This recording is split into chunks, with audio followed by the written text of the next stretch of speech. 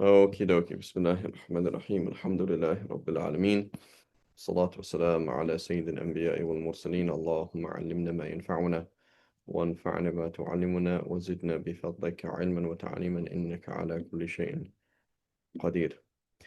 Okay, so inshallah ta'ala, we are just going to do a quick summary, maybe today and next week, from a text that's a little bit below the level that we intended to do. So cover that and then move on to the actual book that I mentioned in the advert, inshallah. Those of you, Badr, and I don't know who else is reading from the text. You can get the Bushra Kareem. So Badr, if you have it. We covered that section, I believe, before, but it's good to have just to go through again. It's a very useful section and commentary on Muqaddah Hadramiyya. So this is a stage before the Muqaddah Hadramiyya. This is the same author. He wrote a more simple text there. But otherwise, everybody else, I shared the book, I believe, in the group. You can see the book. Where is it? Go down. I'll see it in the group description, where it says, no, you cannot.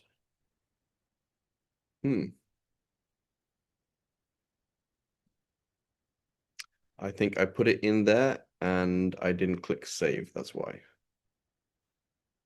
That's odd. Give me 1 second.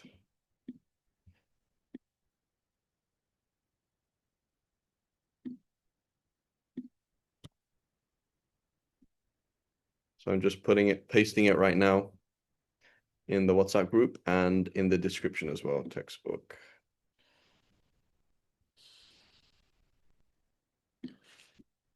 So could everyone just give a thumbs up if you can see that link?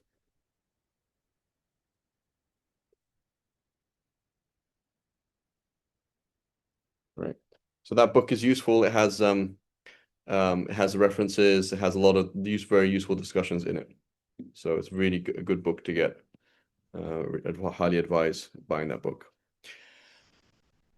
Okay, get 2 copies, inshallah. Get 2 copies and give one to somebody else. Okay, so it says, Bismillahir Rahmanir Rahim. The book of fasting, the entrance of Ramadan is established by the completion of Sha'ban. So Badr can help us understand this. When you say it is established, what do you mean by it's established? On which level? Which 2 levels do we say it's established? The communal and the individual. So this is something that many people misunderstand, is that when you say Ramadan, it's Ramadan. What do you mean by it's Ramadan? Do you mean Ramadan in respect to me, or do you mean Ramadan in respect to the country? Okay, so when you say in respect to the country, we mean in respect to the people under the jurisdiction of an Islamic judge. Okay, there is a judge. He has jurisdiction. That person has what's called al-wilaya al-amma. He has something called what's it called? General guardianship over us. And so he says, it's Ramadan, it's not Ramadan, etc. So in a Muslim country, like where I am right now in Malaysia, okay, in Malaysia, it will become communally Ramadan once the king of Malaysia or whoever's in charge says it's Malaysia, right? Same thing in Saudi, same thing in Morocco, same thing in any Muslim country. Muslim country meaning a country ruled by a Muslim. Doesn't have to have Sharia law, doesn't have to have, people don't have to be religious. That's not what we're talking about. We're talking about just, is it ruled by a Muslim? That's a Muslim country. So that's on what we call ala sabil al-umum, on the public level, on the legal level, on the societal level, that we have an upright male Muslim. So he says here, and the testimony of one upright witness suffices, which means a male who has reached puberty, who is not known to do bad things. He doesn't have to be positively proven, but he has to be not known to do sins. He's not known to do that. He goes to the court and he says, I have seen the new moon. and then the court says, we confirm your witness, and it raises it from the level of you might be right, might be wrong, that's your personal opinion, up to the level of the legal status of fact, right? It leads it to the legal status as fact. So now everybody under that jurisdiction has to now fast, whether they want to or not, right? Whether they want to or not. So that's how it applies in a Muslim country when you have a Muslim judge above you, right? You have Muslim ruler above you, okay? So by agreement, scholars agree that you cannot establish that through calculations. You cannot, the court case cannot start like this. Your Honor, I am representing NASA, the Muslims at NASA or whatever it is, and we have all established believe that the new moon has been born and will set tonight 1 hour after sunset. So, Your Honor, we would like you to declare Ramadan. So you cannot do that. You cannot declare Ramadan ala sabil al-umum. You cannot declare Ramadan as a legal thing through calculations. Everybody agrees on that, right? Everybody agrees on that. The issue is, what about the individual level? So the individual level, here it says the testimony of an upright witness. What if we're not dealing with testimonies? What if we're dealing on the individual level? Right? So Badr and I are let's make it like this. Let's imagine Morocco, okay? Morocco. Or let's imagine the Umayyads. Okay, so the Umayyads, they were from Spain, North Africa, right, all the way up to Egypt, right? That was the Umayyads. So let's imagine the further you go west, the more like you are to see the moon, right? Because it's going to be older. Okay. So let's imagine Badr and I are in the desert in Libya. Okay. He sees the moon. I don't see the moon. Okay. And I don't think he saw the moon. Okay. He sees the moon. I didn't see the moon, and I don't think he saw the moon. I think he's mistaken. So he says, no, no, no, no, no, no. So he's now trying to go, and he's now traveling to some official place. We're traveling now, trying to find a local judge, a local magistrate to say, hey, you need to tell everybody to fast. Okay. And we don't make it in time to tell anybody. Okay.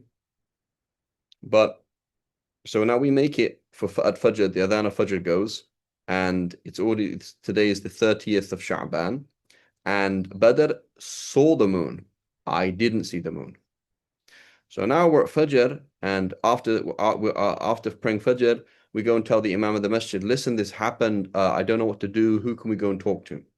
So at this point, the Imam looks at Badr and says, Badr, did you see the moon? Say, yeah, I did. Are you sure you saw the moon? Yeah. Now the Imam believes him, but the other people in the masjid don't believe him. So who has to fast? Does the whole Umayyad Empire have to fast?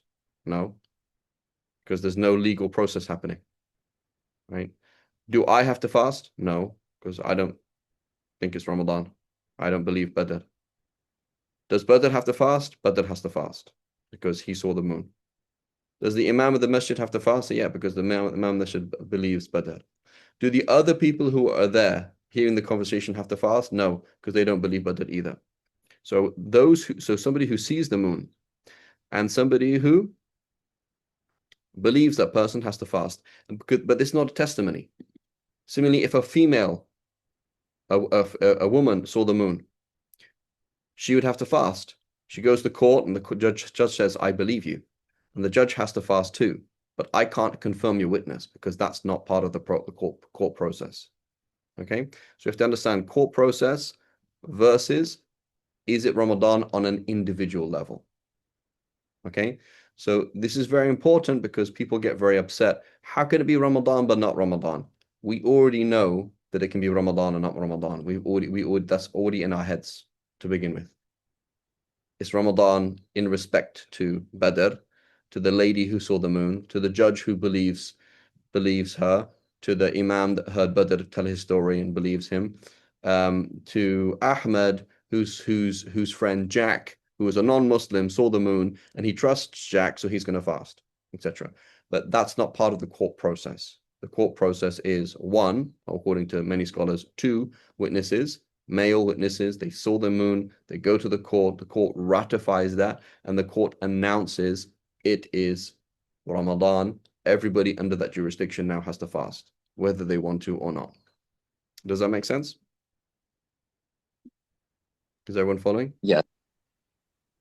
Yeah. Allah Tanzila, Shahina, Umair, Sister Mahtab, Hamir. Yeah, it makes sense. Yeah, I got it. Makes sense. Okay, great. So now Hamir pulls out his app, his star app, Skywalk, whatever it is, and he can see when the new moon will be for Ramadan. So for example, here in Malaysia, right, we went out to look on Tuesday night. On Tuesday night, we went out to look for a moon that had set before sunset. How did I know that it set before sunset? Because I have the app, right? I have a star app and I can just look at it. Like, there we go, right? I already know that, for example, the moon was something like 2% luminous. So you're not going to see it, number one. Number two, that it's set before sunset. So I'm looking for something that I know that is not even there. Okay? I'm looking for something that I know that is not even there. Okay? So it's kind of a pointless exercise. So there's two questions here. Question number one. Hemyer is in Yemen. Okay? Hemyer is in Yemen. He goes to the fatwa department. It says, I saw the moon. Everybody pulls their apps out.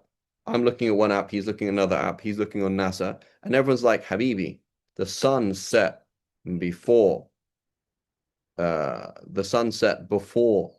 moon set before sunset. So whatever you saw after Maghrib was not the moon. You're like, no, I saw it. How do we deal with that?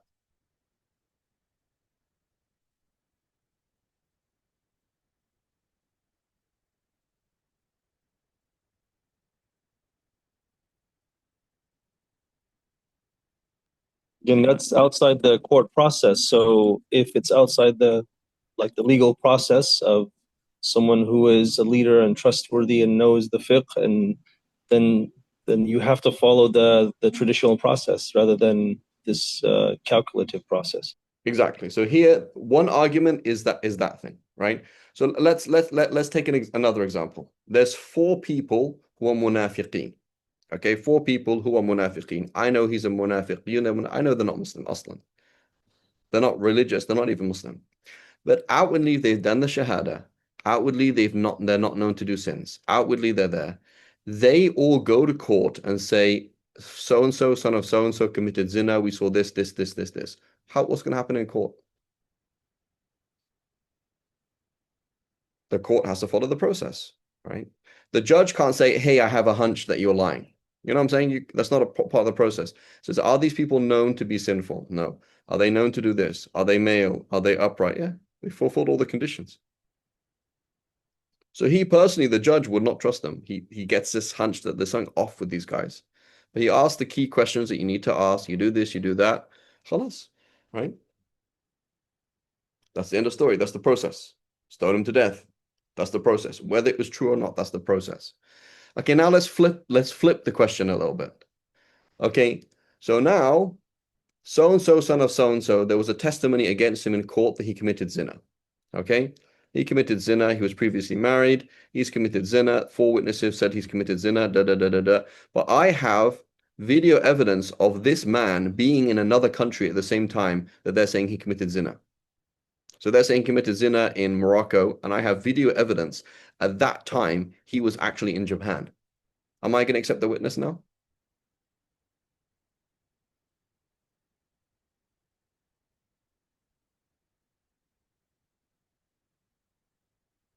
So 4 upright witnesses, the court process, 4 upright witnesses have all seen this, the details all add up, but then the judge is told, we have video evidence of this man being in another country at that time. So what are we going to do? What are we going to do now? Assalamu alaikum wa rahmatullahi wa barakatuh.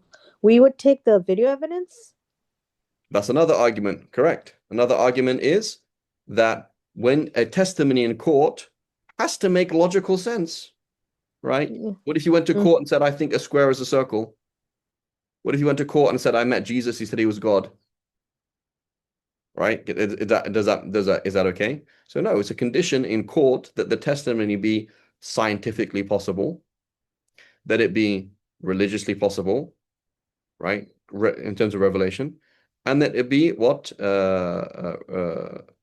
religiously, logically possible. Square, circle. I saw a square that was a circle. That's impossible. A square is never a circle, right? So there's two arguments here. Two arguments. One argument, which is strong, which is, as Hamir said, the court process is as follows. You go to court. Hamir is an upright man. He said, Your Honor, I saw the moon. Okay? The court confirms it. End of story.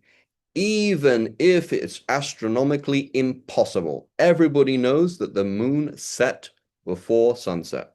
So was it the 28th of Sha'ban or was it 29th? 29th. Okay, so therefore it's possible that tomorrow's Ramadan. Fantastic. So now he sees the moon. Khalas, there we go. So according to many scholars, right? Many scholars, and you know, in our class and our talk on when is Ramadan, we mentioned all the sources there. You find that Shamsuddin Ramli in Nihayat al-Muhtaj and others and people there after him, they said in the court process, the Sharia totally 100% ignores astronomical calculations. That is not part of the court process.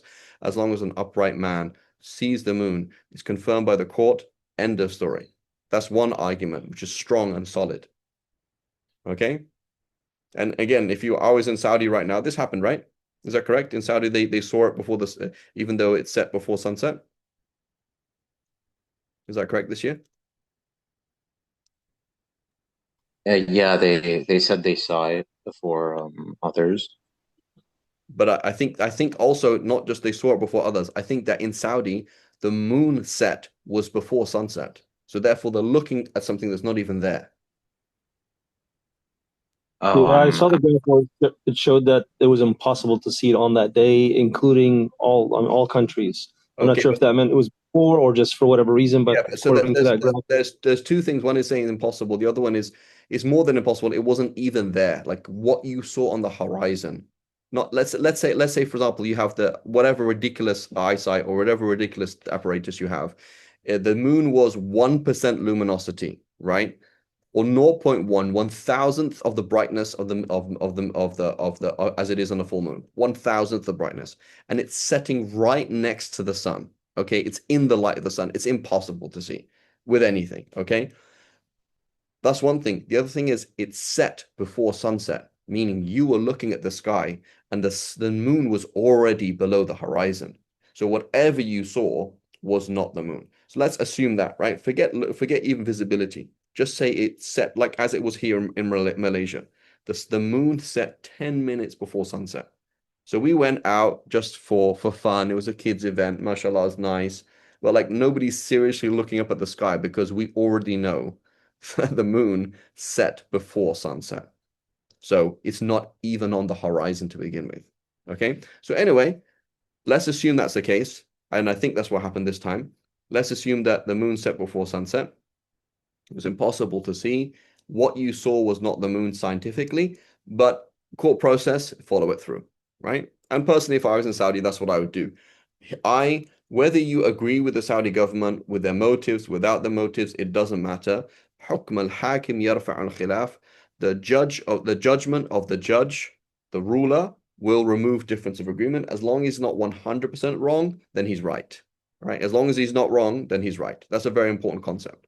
So regardless of what they do, okay, doesn't matter that you agree with the fatwa, you think it makes sense. Doesn't make that's the rule of law is very important, right? That's a key concept in Sunni Islam. So anyway, one argument is yes, ignore astronomy. So the moon slowed down today. There we go. Khalas. We're gonna ignore astronomy totally. That's one argument. The other argument, which is also very strong, and arguably the correct position, because we have to understand that the scholars of the past, when they were debating this, they were talking about astronomy at their time, right? When they're going to use, it's going to be good estimations, very good estimations. Today, we're not talking about good estimations, but we're talking about 100% estimations. I can pinpoint exactly where the moon is right now, right? It's not an issue. So basically, that means that it's not an issue of the possibility of this, it's basically the testimony is 100% wrong because that's scientifically impossible, right? What you saw was not the moon because it's not visible with any form of visibility, right? So what you saw, so that's another argument. Both arguments are strong that we will negate and disprove and undo the court process because it's scientifically impossible, astronomically impossible, or that we will not, right? But again, we're talking on the level of the court, on the level of the court. Okay, so these are two strong evidence. And again, look at the video on when is Ramadan. You can see the references that I mentioned, etc. Both of these references, these are like two positions that have been adopted for the last 500 years, right? A or B. Okay, so these are not something like crazy. Somebody said this, somebody said that. They're kind of key opinions that have kind of gone either way. Allahu alam. Anyway, that's and these kind of things happen, by the way, right? In fiqh, these kind of things happen. I'll give you another example. A man and woman are married, okay, and they have a child who does not have their DNA. How do we deal with that? So this child does not have the DNA of either the mother or the father in reality. He's not their child. Right? But in the Islamic court, does it actually work like that? I have no idea. It doesn't actually, right? It doesn't. So it belongs to father. It's It belongs. father and mother, right? Yeah. So you say, look at this child does not have the DNA of either. It's impossible. Yeah, I know, scientifically, I know. But we're actually going to ignore that totally. We're actually going to totally ignore that. We're going to say, is there an accusation here? Did somebody claim that this is not her child? Did he make that claim? Like, did he make an official claim that, she committed zina or no? There's no claim. We just think it's like, oh, that's interesting. Move on. So you're like hitting your head against the wall. Like, this is not their child, but look at the DNA and say, I know, but that's irrelevant. It's actually ignored by the Sharia. We don't actually care about that. There's no court process, nobody's made any claim, then that's it. It's their child in the story. And I believe that's also the case in even US law, that any child that's born in wedlock without any as long as there's no other claim, then here's this child, that's it. So there's a key thing to understand. There's certain systems that work in a certain way but don't work in another way, right? Like, these are two different things. We're not even considering that. We're not even looking at that. So it's quite possible the Sharia, like, yeah, we don't even care what the astronomy says. It's not even part of the process, right?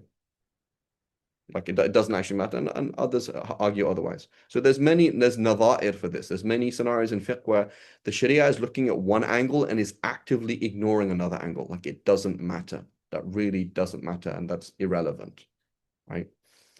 Filth, right? If you have filth in your nose, if you can smell filth, doesn't that mean there's filth in your nose? Like, I can smell dog vomit. Doesn't that mean there's dog vomit in my nose? Scientifically? Yeah. Right? So does that mean I need to clean my nose? No. No, the Sharia just ignores it. It doesn't matter.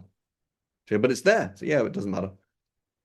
So there's certain things the Sharia just doesn't consider, doesn't even look at. That's not how it works. Like, it doesn't matter, right? So Allahu Alam.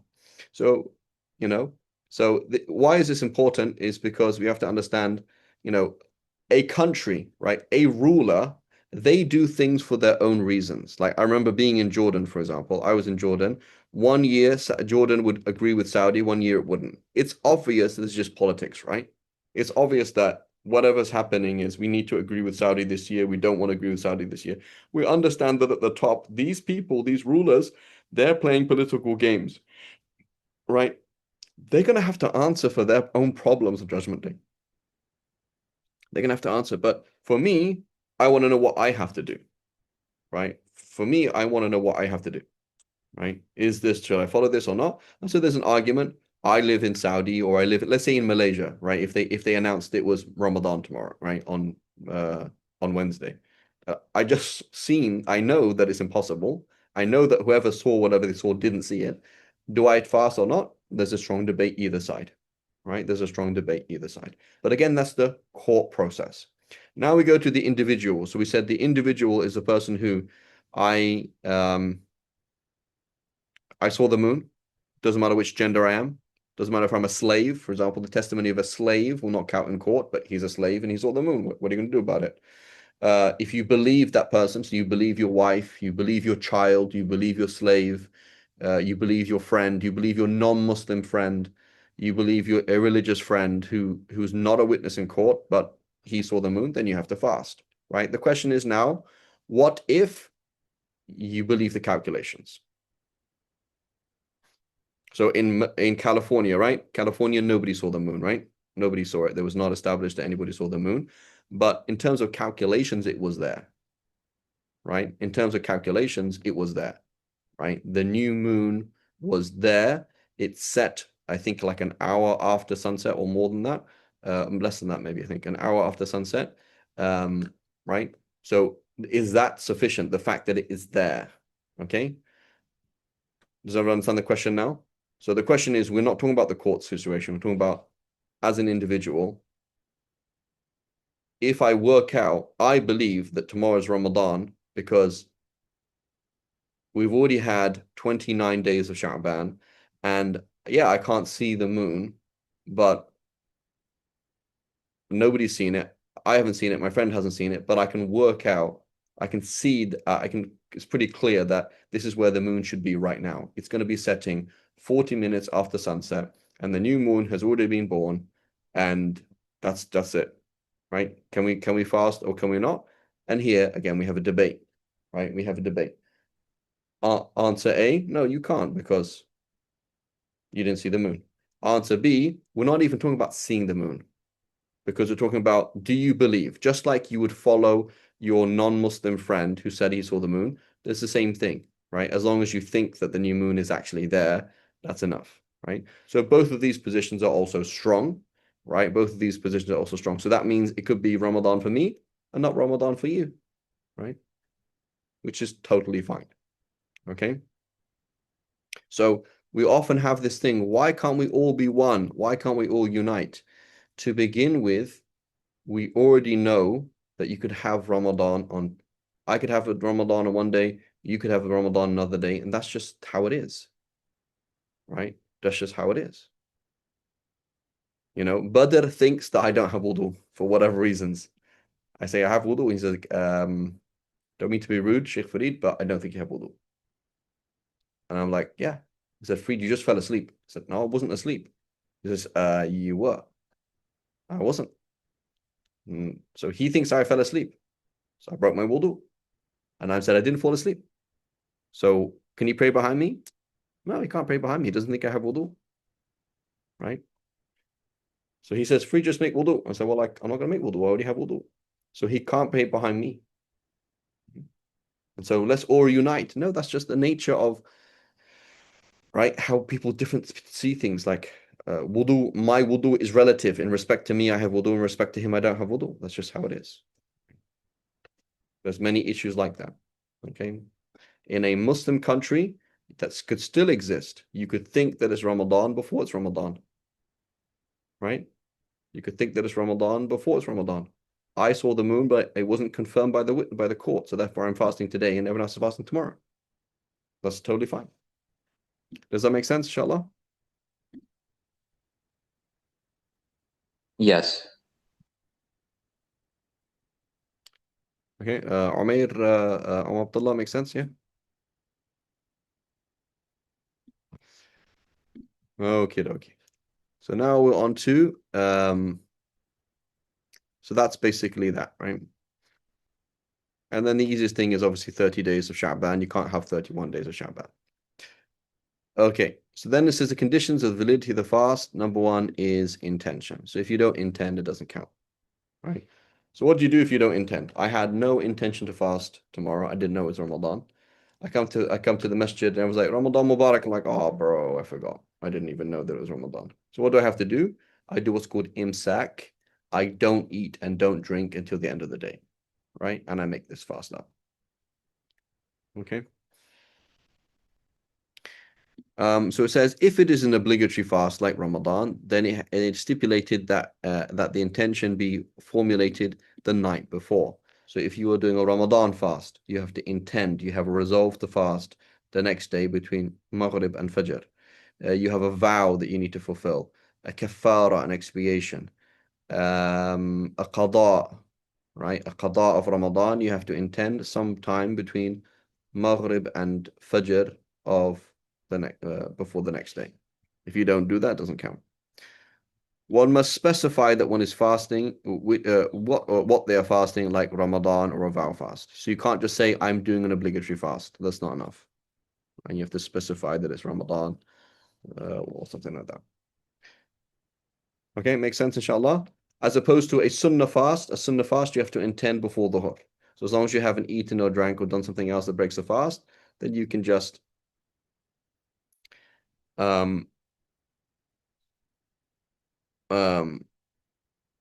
then you can just intend before the dhuhr. Okay, makes sense, everybody? Yes, makes sense. Okay, dokie. So next thing then is to refrain from intentional intercourse, intentional masturbation, intentional induced vomiting, intentional, right? So the issue here is has to be intentional, right? So you have to basically know that this thing breaks the fast. You have to intentionally do this thing. And you have to remember that you're fasting, and you have to not be forced. So if you're forced at gunpoint, it doesn't break the fast. If you didn't know that that thing breaks the fast, it doesn't break the fast. If you forgot that you were fasting, it doesn't break the fast, right? It doesn't, right? So if you didn't do it on purpose, it doesn't break the fast, with some exceptions. Okay. So it says here, intercourse, right? So intercourse meaning actual penetration. This will break the fast. Masturbation meaning actual ejaculation. So here it says in Arabic, al-istimna. So al-istimna is not really, it's actually al-imna, which is actual ejaculation, right? So you know, masturbation is haram, but if somebody was engaged in some sexual activity, but they didn't actually ejaculate, then doesn't break their fast, right? Doesn't break their fast, right? So that would be haram, but it doesn't break their fast, right? So what it means here is, so the word here is not the same as here. This is masturbation, and this is al-istimna, right? And the issue of masturbation is quite a good mas'ala, again, about the four madhahib and how these issues, right? The four madhahib agree that masturbation is haram, right? The four madhahib agree that masturbation is haram. People will quote the Hanbali school saying it's okay for a need, right? What they need is a medical need, right? So if you can imagine, I don't know, for some medical reason, right? But it doesn't mean as in a need, isn't this it's very difficult, right? They have a sexual need. It doesn't mean that, right? And often you will find the fuqaha mentioning that sexual need, it is a need, but it's not considered darura. It's not considered duress. It doesn't make the haram halal, right? So, you know, it's a disservice. I had a student that told me this. I said, yeah, when we were at college, the sheikh came and said, you know, there's difference of agreement on it, and the Hanbalis allow it if there's need, right? But that's like saying, for example, you can take riba if there's need, right? Can you take riba if there's need, or can you do a riba loan if there's need? No. Okay, what if I have to do operation tonight? Like I have to do an operation within the next 12 hours, and the only way I can do it is by taking an interest loan.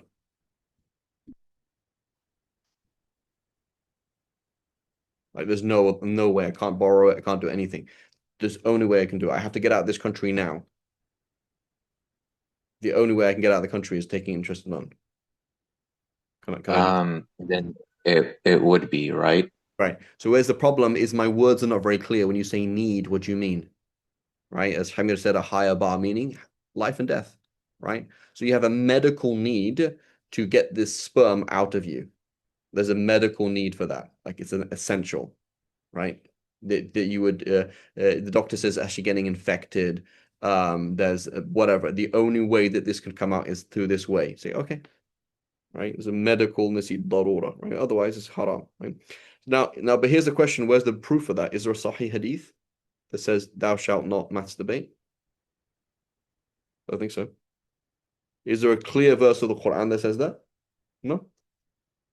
So it's really useful when you find people coming along and saying things like, where's your dalil? Where's your proof? It's a very useful process to go through proofs. And sometimes you're like, yeah, where's the proof actually for this? Right? Like, how is that even haram? So what these people want is they want a card-carrying dalil. They want like a clear Sahih hadith or a clear verse of the Quran that is crystal clear. But they don't understand that in fiqh we don't necessarily work with crystal clear. Right? Do we have a crystal clear evidence that electrons exist? Has anybody seen an electron with their naked eye? We don't. So what we do in science is we say, well, we're going to make up this thing, right? Did it introduce itself, say, hi, I'm an electron? No, we made up this idea because we see certain behavior, right? We see certain behavior. We actually don't know what's going on, right? But we know something's going on, and we're going to call it an electron, and we're going to call it like mass/wave, right? It's kind of energy / mass.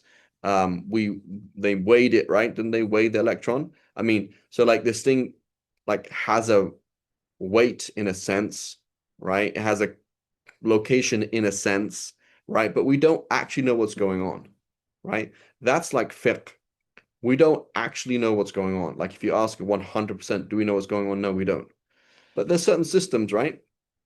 Right? There's certain systems. So in the Al-Qurtubi, he mentions this in his tafsir, right? He mentioned the tafsir, he's talking about how alcohol is filthy, right? Is alcohol filthy? Has a debate on it, right? Or wine specifically. Let's take wine specifically. So the ulama all agree that wine is filthy, but there's actually no clear proof for that.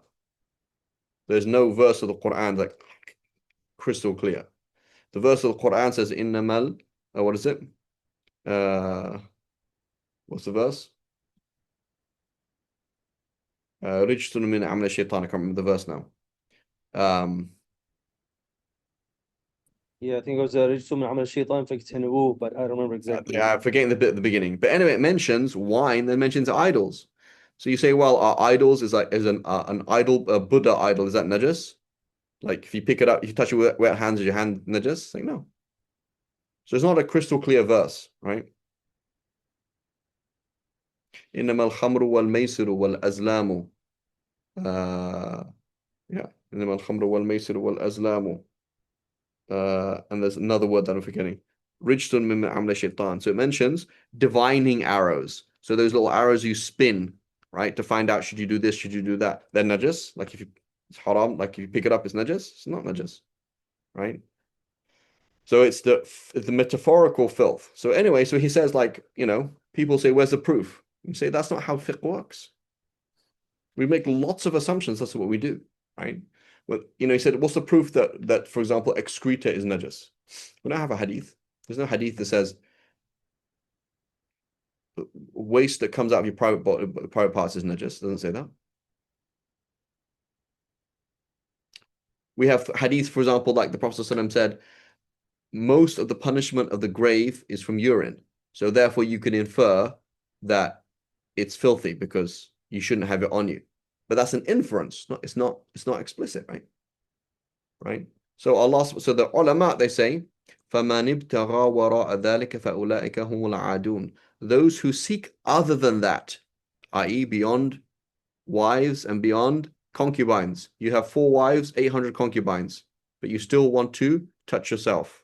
So فَمَنِ ابْتَغَى وَرَاءَ ذَلِكَ فَأُولَٰئِكَ هُمُ الْعَادُونَ. Those who seek beyond that, right? So homosexuality, lesbianism, seeking sexual pleasure from yourself. This is haram according to the 4 schools. Do they have a crystal clear proof? No. It just says whoever seeks beyond that. It's not very crystal clear. right? And so the majority of scholars say that's important to understand. So anyway, basically causing ejaculation. So for a woman then, women can ejaculate. It does happen, but it's less common. So for a woman, for example, may Allah protect us, a woman touched herself or her husband touched her while she was fasting and she reached orgasm, but nothing actually spurted out, then you would not need to make ghusl, right? It wouldn't need to make ghusl A, and B, her fast would not be broken. It would be haram then, right? And then al-istiqa'a, throwing up intentionally, right? So you threw up, doesn't break your fast, right? You threw up on purpose, it does break your fast. A substance entering the body cavity through an open orifice. So open orifice meaning your mouth, meaning your nose, meaning your ears, meaning your private parts. So somebody puts a suppository inside them, breaks their fast. Somebody puts eardrops, breaks their fast. Somebody inhales something through their nose or swallows something through their mouth, right? These are considered open orifices, right? And inshallah, if you have time to go back to it, Sheikh Yaqub Maikas, he, in the actual textbook, he has a whole discussion on this, right? So the Shafis, we say the eyes and the skin are not open orifices. So if you consume something through your eye, that wouldn't break the fast, right? People drink alcohol through their eyes and love protectors, right? People, I'm sure if you took eye drops, you could probably taste it, right? So we say, imagine if you put eye drops in, you could taste it. It doesn't matter. It doesn't break the fast because that's analogous in the Shafi school to the pores of your skin. Somebody has a nicotine patch, right? Somebody has a nicotine patch and they obviously absorbing something, right? Or they have a local anesthetic where they absorb something into their body through this local anesthetic cream, right? That part of the body goes numb or the whatever it is. What was I going to say? That doesn't break the fast, right? Similarly, you had an injection into your hand, right? It doesn't break the fast by default. So anyway, it's debated. Some scholars have seriously questioned that. Say, what's the difference between the ears and the eyes? If you say the eyes are not an open orifice, how are the ears an open orifice? Right? And then when you say it goes inside the body, what do you mean goes inside the body? Right? Is it literally when you put eardrops in, it goes inside the body? Like what does that even mean? And it's been debated there. Wallahu alam. But the default is anything goes in the private parts, anything goes inside the mouth, anything goes inside the ears or the nose. Nose meaning beyond the what's it called?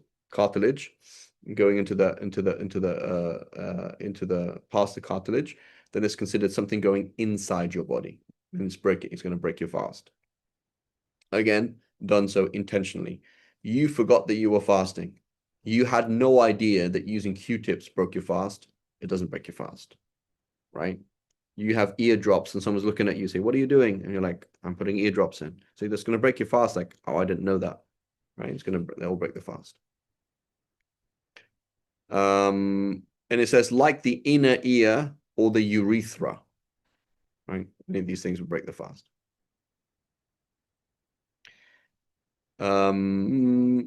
Okay.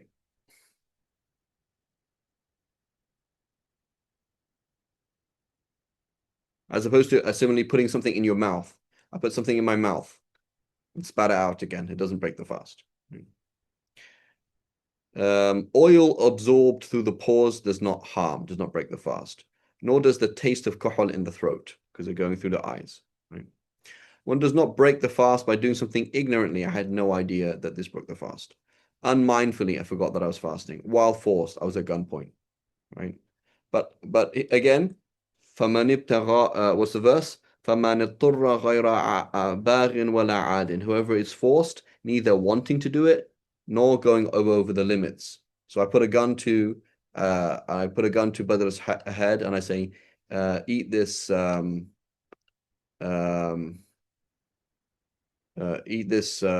it called? Have this spoon of maqluba. So at gunpoint, he eats the whole sahan. He eats the whole, platter of maqluba. Okay, well, what are you doing? Right? I wasn't forcing you to eat the whole thing. So you ate the whole thing, that breaks your fast, but as opposed to, right? So it says anything done ignorantly or unmindfully or while forced, even if it happened 20 times in that day.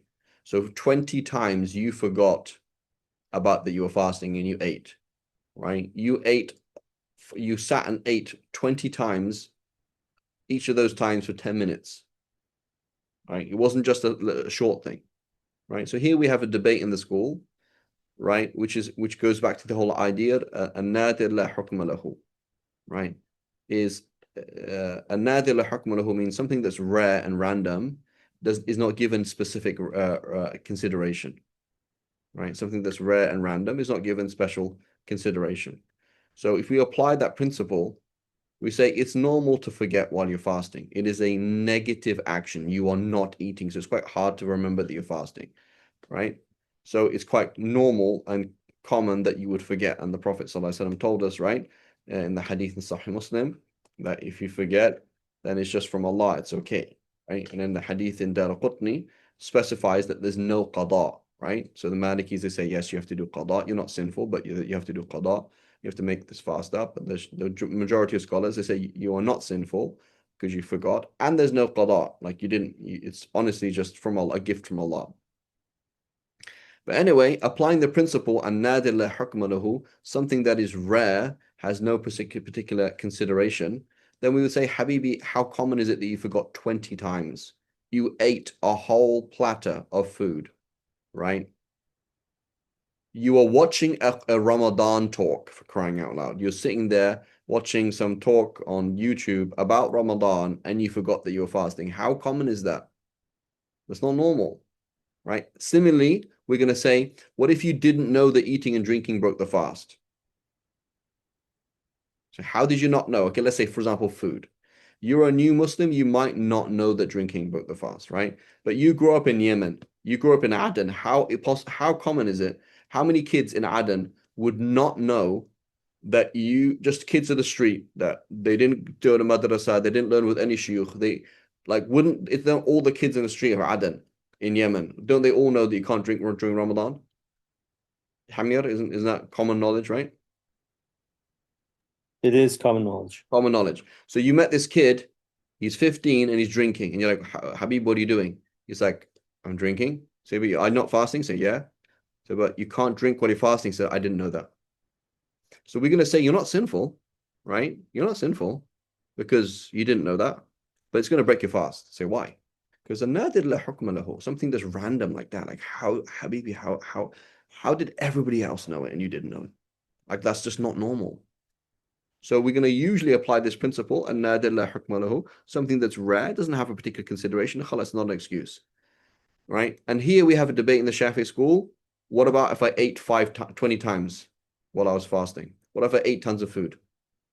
Two positions, right? A strong position is an-nadir la hukma lahu, something that's rare, is not given any consideration. So when you ate once, twice, okay, small thing here, there, forgetfully, but not recurrent and a lot, because that's not normal. And when the Prophet ﷺ said, whoever forgets, he's talking about what's normal, not talking about something that's random. Okay? But the relied upon position is walau mukarrara, right? Even if it happens many times. Even if you forgot 20 times, every single day of Ramadan, you came to iftar and you were stuffed. Like, I'm sorry, I forgot so many times, I ate so much, I can't break my fast. Right? It's fine. Because of the nas. The text says, if you forget. So khalas, it doesn't matter. Okay, so it says, ejaculation by funneling without a barrier, kissing or playing in bed breaks the fast. I.e., you intentionally did something that normally results in ejaculation. You didn't intend to ejaculate, but you did something that would normally result in that, it breaks the fast. While ejaculation by fantasizing or gazing does not, i.e., doing something that doesn't normally do that. So it's not normal for that to happen. He was holding his wife's hand walking down the street. That's not a normal thing to happen. It happened, right? So something that normally results, again, notice the principle, an-nadir la hukma lahu, same principle. You did something that normally results in ejaculation. that even if you didn't intend to ejaculate, it breaks the fast. But you did something that doesn't normally result in it, in respect to you, this kind of behavior wouldn't normally result in that, then it doesn't break the fast. Similarly, having a wet dream, doing something with their wife while asleep, right, does not break the fast. Right? And then the next thing it says, conditions are that you are Muslim. So if you're not Muslim, the fast doesn't count. If you are not sane, so if may Allah protect us all. If you lose sanity for any second of the fast is invalid. Right? That's like, it's tax season right now, isn't it? Right. So imagine, for example, I could prove that for one moment of last year, I was tax exempt, right? Like tax doesn't apply to me, right? So I don't know how they do that. Would they look at it, but the point is there's this like, how do you process this year now, right? Because I'm out of the radar for a second, right? So anyway, that's how we look at it. Is basically that fast for a moment of that day, you were out of the radar, right? You were insane. So therefore you're not غير مكلف, right? So now there's a part of this fast that it doesn't count. And the fast, right? لا يتجزأ is not something that can be broken up. You can't do parts of fasts. It's either all or nothing, right? With the fast, right? So لا يتجزأ. So we're going to say if you took out 1% of the fast, then there's no fast. Right?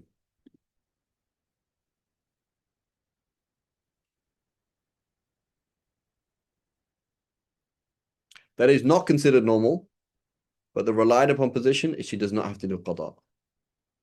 Because even if it's not normal.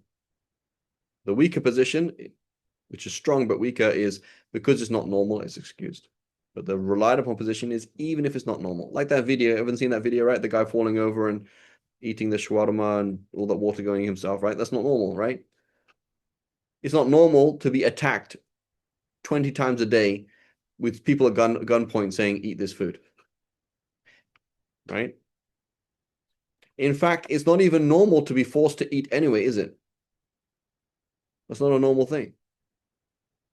So you could imagine as well, there should be an argument to say, when the Prophet ﷺ spoke about forgetfully, it doesn't apply to ikrah, being forced, because being forced to break your fast is not very normal anyway. Whereas forgetfully, breaking your fast here and there is normal.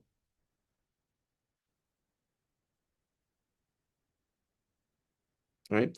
We can look at it from another point of view as well, which is a similar kind of thing, is al-mashaqqatu tajlibu taysir. Difficulty will bring ease, right? That's a principle. Difficulty will bring ease. Whereas the difficulty in remembering, oh man, it's so hard to remember to not forget for the 20th time. Habibi, you forgot 20 times that you're fasting, you ate 20 times a day. Is that difficult? Is it harsh, do you think, to expect Muslims to not forget 20 times? Right? So in terms of difficulty, there is little difficulty in something that's recurrent, like that happened many times, because it's quite easy to avoid that. But it's difficult to avoid, for example, it happening once or twice. It can happen. Right? Does that make sense? So from the point of view of difficulty as well, you can look at that. But again, the relied upon position is even if it happened multiple times, you still do not have to make up that fast. That's a relied upon position. Okay. So sanity. So if you lost sanity for 1 second of the fast, may Allah protect us, your fast will not count and you have to do qada. Right? What if I slept through the whole day? Right? It's 4 a.m. I'm trying to stay up. I ate a little bit. I put my alarm clock. I'm going to have some water just before Fajr. I slept through my alarm clock and Fajr and Dhuhr and Asr, and I woke up at Maghrib. So I slept through the whole day. Does that count? Was I sane when you were asleep?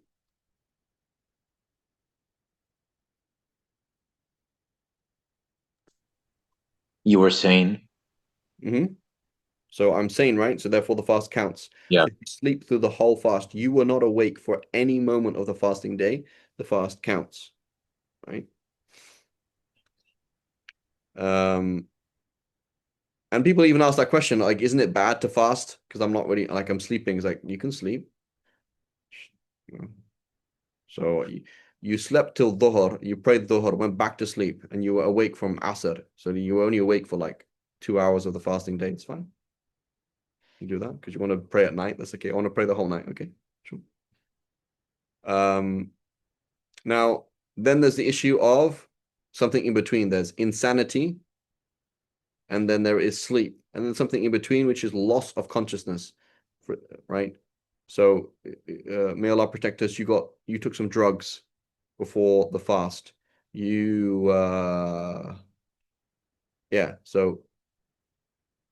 And then you were under the influence for the whole time. So you took some drugs just before Fajr, like meaning recreational drugs before Fajr, and then you were high, like totally smashed, like you're not there, not feeling funny. Feeling funny is not going to change anything, right? But you are totally smashed, totally drunk for the whole day, right? From before Fajr till Maghrib, that fast is not going to count either. As opposed to you had a concussion in the middle of the day, right? You had a concussion. You went under general anesthetic, right? That's different. So general anesthetic, it's debated, but basically as long as you are awake for some moment of the fasting day, it doesn't matter, right? So we have 3 levels. Insanity, any moment of the day is going to break your fast. Then we have being under, you're losing consciousness through drugs or something like that. There's debate on the issue, but as long as you are sober, as long as you are awake for at least a moment of the fasting day, that's fine. And then we have sleep, which it doesn't matter. You're asleep the whole time. You don't remember ever fasting ever. Every single time you fast, you went to sleep before Fajr and woke up at Maghrib. Right? So you never remember ever fasting. Right? It counts. Okay. And then it says purity from menstruation or postpartum. So this is important. Here's a sister. She was fasting the whole day. Suddenly her period started early. She didn't expect it. And it started 5 minutes before Fajr. And she's now really sad. Okay, why is she sad? It's like, Islam's really cruel. You know, like I fast the whole day, but then it doesn't count. So what do we say to her?